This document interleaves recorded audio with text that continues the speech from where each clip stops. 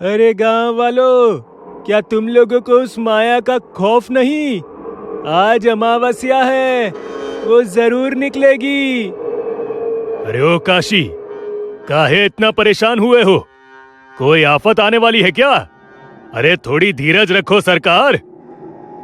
क्या तुम लोग भूल गए 1 साल पहले इस गांव में क्या कुछ घटा था? क्या तुम सब में उस घटना का जरा भी खौफ नहीं है? अरे मालिक, क्यों आप दुखती रग पर हाथ रख रहे हो? जो बीत गया उसे याद करके क्या मतलब है? तुम सबका दिमाग खराब हो गया है। तुम लोगों ने जो उसके साथ किया, वो उसका बदला लेने जरूर आएगी। ओह अच्छा, तो तुम उस डायन की बात कर रहे हो जिसे गांव वालों ने पीपल के झाड़ से लटका कर जला दिया था? हाँ विनोद बाबू, तुम एकदम ठीक पकड़े। मैं उसकी ही बात कर रहा हूँ।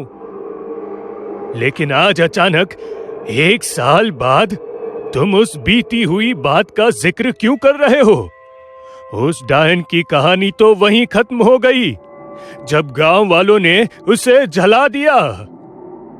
लेकिन क्या तुम्हें इसके बाद का वो भयानक वाकया याद है, जब उस डायन ने ये श्राप देते हुए कहा था कि वो जरूर आएगी?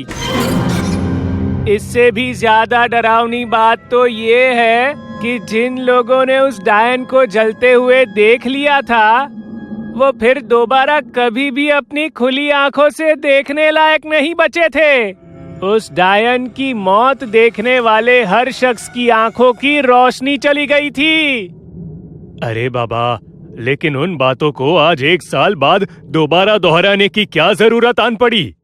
मैं तुम सबको और गांव वालों को वो वाकया दोबारा याद दिला रहा हूँ, क्योंकि उस डायन का दिखना इस गांव में फिर से शुरू हो चुका है।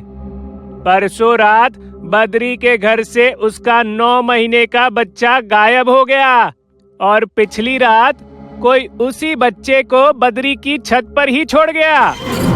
जांचने पर पता चला कि वो बच्चा मर चुका था और उसके पूरे जिस्म में खून का एक कतरा भी मौजूद नहीं था। अरे तुम कहना क्या चाहते हो काशी? क्या तुम इसका इशारा उसी डायन की तरफ तो नहीं कर रहे?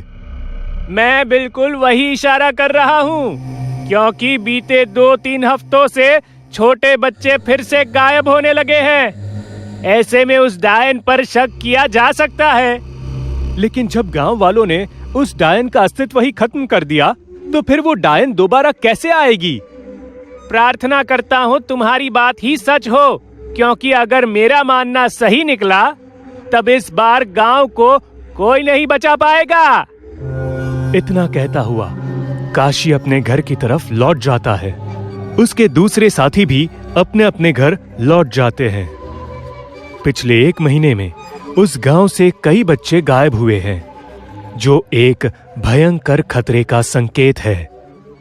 काशी उस गांव का सबसे विद्वान शख्स था और वो जो भी कहता था वो 100% सच हो ही जाता था। इस बार उसका पूरा शक उस डायन की तरफ था, जिसे पिछले साल गांव वालों ने जलाकर मार डाला था। पिछले साल भी उस डायन का अंदाजा सबसे पहले काशी को ही हुआ था और उसकी साजिश के तहत ही गांव वालों ने उस कल्कि डायन को मार डाला था, जो गांव के छोटे बच्चों को अगवा करके उनके खून से नहाती और जवान मर्दों को अपने मुंह में फंसाकर उनके साथ संभोग करती और फिर उन्हें मौत के घाट उतार देती। ऐसा करके वो पूरे गांव को शमशान बना देना चाहती थी। लेकिन काशी ने गांव वालों को कल्कि और उसके अड्डे की जानकारी दी, जिससे तंत्र साधना में लीन होते वक्त गांव वालों ने उसे पीपल के पेड़ से बांधकर जला डाला। इस साजिश में शामिल हर एक शख्स या तो पागल हो गया या रहस्यमय ढंग से गायब हो गया, सिवाय एक काशी को छोड़कर। कल्कि डायन की एक खास बात थी कि वो पूरे साल में सिर्फ 3 महीने के लिए ही अपने तहखाने से निकलती थी और अपने शिकार की तलाश करती थी। वो 3 महीने का दौर अब शुरू हो चुका था। क्या इस बार भी काशी का शक सही साबित होगा या कहानी इससे भी भयंकर रूप लेगी? ये हम आगे जानेंगे। रात के करीब 12:30 बज रहे थे। काशी किसी गहरी सोच में खोया अपने खाट पर लेटा था। किसी वजह से उसे नींद नहीं आ रही थी शायद। तभी कोई उसके घर का दरवाजा खटखटाता है और इसके साथ ही काशी के भी सोच का बांध यहीं टूट जाता है। काशी अंदर से ही आवाज लगाता है, कौन है इस वक्त? जाने क्या आफत आ गई। तभी बाहर से एक आवाज आती है, अरे काशी भाई, हम हैं दूध वाले अजय। काशी का दिमाग वैसे ही सुन्न पड़ा था। वो बिना कुछ सोचे समझे दरवाजे की तरफ बढ़ा और दरवाजा खोला। दरवाजा खोलने के साथ ही काशी पूरे सिर से पैर तक कांपने लगा और उसके रोंगटे खड़े हो गए।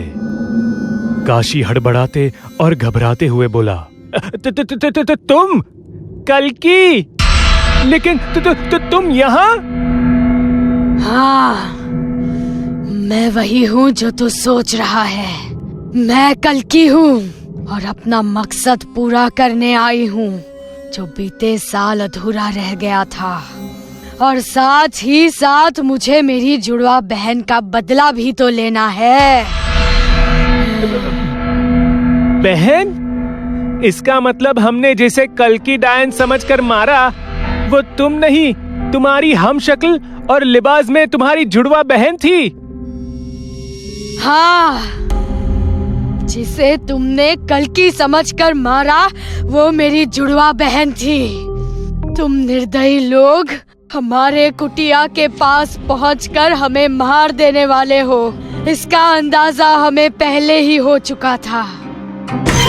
लेकिन गांव वाले मूर्ख लोग इस बात से बिल्कुल बेखबर थे कि मेरी कोई जुड़वा बहन भी है, और बस इसी बात का पूरा फायदा मैंने और मेरी बहन ने उठाया। मेरी बहन अब तक एक ताकतवर डायन बनी नहीं थी, इसी वजह से वो तुम लोगों के लिए एक कम खतरा थी। मैंने मेरी बहन से वादा किया था उसके मरने के बाद मैं अपनी काली विद्याओं की शक्ति से उसे पुनर्जीवित कर दूंगी। अफसोस मैं नहीं कर पाई, और आज ठीक 1 साल बाद बरसात की पहली बूंद गिरते ही मैं इस गांव में लौट आई, और अगले 3 महीने में इस गांव को मैं पूरी तरह खंडर बना दूंगी। उस डायन की आप बीती सुनने के बाद काशी अब धीरे धीरे पीछे हटने लगा, और वो डायन उसे घूरते हुए उसकी तरफ बढ़ते हुए बोली, अब जब तू मेरी असलियत जान चुका है तो तेरा जिंदा रहना मेरी साजिश के लिए खतरा बन सकता है। और वैसे भी बीते साल तूने ही गांव वालों को हमारे खिलाफ उकसाया था ना, और तेरी वजह से ही मैंने अपनी बहन खोई है। मुझे छोड़ दो, मैं किसी को कुछ नहीं बताऊंगा। मैं आज ही गांव छोड़कर चला जाऊंगा। तो मैं तुझे कैसे छोड़ सकती हूँ? तेरे गांव छोड़ने से मुझे सुकून नहीं मिलेगा, बल्कि तुझे दुनिया छोड़नी होगी। काशी उस डायन से जिंदगी की भीख मांगने लगा, लेकिन उस डायन को इससे कोई फर्क नहीं पड़ने वाला था। वो तेजी से उसकी तरफ बढ़ी और एक झटके में अपने नुकीले नाखूनों को उसके सीने के पार कर दिया और उसके जिस्म से उसका दिल निकाल लिया। अगली सुबह गांव वालों को उस पीपल के पेड़ पर काशी की लाश लटकती मिली, ठीक उसी तरह जिस तरह गांव वालों ने कल्कि की बहन को उस पेड़ से लटकाया था। इस दृश्य को खुली आंखों से देख पाना किसी के लिए भी आसान नहीं था, लेकिन काशी की मौत से गांव वालों को एक बड़े खतरे का संकेत मिल चुका था। गांव वाले इस किस्से पर तरह तरह की टिप्पणियां करने लगे। अरे किशन बाबू, काशी भाई की हालत देखकर तो मुझे भरोसा ही नहीं हो रहा है। अब हम गांव वालों को भी बड़े सावधानी से रहना होगा, वरना न जाने उस डायन का अगला शिकार कौन होगा। इस घटना को बीते 10 दिन गुजर चुके थे और आज 11वीं रात थी। गांव के सुनसान बस्ती में अचानक पायल की खन खन हुई, जिससे कुछ लोगों की नींद खुली, लेकिन कुछ अभी भी गहरी नींद में सो रहे थे। जागे हुए लोग बिस्तर पकड़कर भगवान का नाम जप रहे थे और वहीं जिसके घर का दरवाजा खुला छूटा था, कल की उस घर में दाखिल होकर वहां मौजूद सभी को जान से मार देती और फिर बड़े सुकून से उनका खून पीने लगती। अगले दिन गांव के खेतों में दिन दहाड़े भयंकर आग लग गई, जिससे बहुत से किसान ने आत्महत्या कर ली, तो कुछ ने गांव छोड़ने का फैसला किया। गांव वालों को पीने का पानी मिलने वाला एकमात्र वो कुआं भी अंदर से जहरीला हो गया। पूरे गांव में मातम का माहौल छा गया। गर्भवती महिलाओं के बच्चे पेट में ही मर गए। गांव वालों ने इस दर्दनाक घटना का पूरा जिम्मेदार उसी डायन को ठहराया और सब ने ये मान लिया कि उनके गांव को जरूर किसी की हाय लगी है। यही सोचकर एक सप्ताह में पूरा गांव खाली हो गया और आज इस खौफनाक किस्से को 11 साल गुजर जाने के बाद भी अगर कोई भूला भटका गलती से उस गांव में जाने की हिमाकत करता है, तब उसे गांव के प्रवेश मोड़ पर काशी की आत्मा दिखाई देती है, जो उन्हें अंदर जाने से रोकती है। लेकिन जो काशी की बातों को नजरअंदाज करके गांव के भीतर एक बार दाखिल हो जाता है, वो कभी दोबारा लौटकर नहीं आता और उसी गांव के भूत या वातावरण में कहीं भटकता रह जाता है।